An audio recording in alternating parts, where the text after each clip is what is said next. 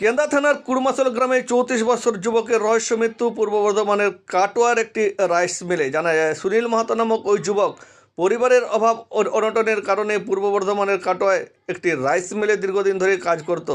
রবিবার রাত 2টো নাগাদ তাকে আশঙ্কাজনক অবস্থায় একটি অ্যাম্বুলেন্স চালক কাটোয়ার হাসপাতাল থেকে পুরুলিয়ার দেবেন মাহাতো সদর হাসপাতালে এনে ভর্তি করে দেয় এবং সেখানেই ভর্তি করার সময় চিকিৎসকরা তাকে মৃত বলে জানান।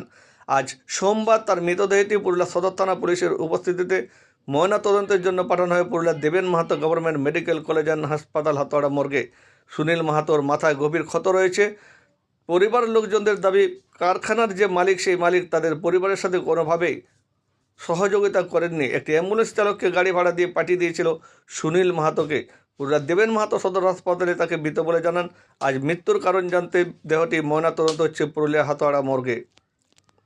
খুব দুঃখজনক ঘটনা। একটা 34 বছরের একবারে ছেলে সুনীল মাহাতো, সে চাল মিলে কাজ করতে গেছিলো কাটোয়া। তার বাড়ির লোকও কোনো খবর দেওয়া হয়নি। তাকে একটা প্রাথমিক চিকিৎসা করে আনতে আনতে তারা বলছে রাস্তায় মারা গেছে।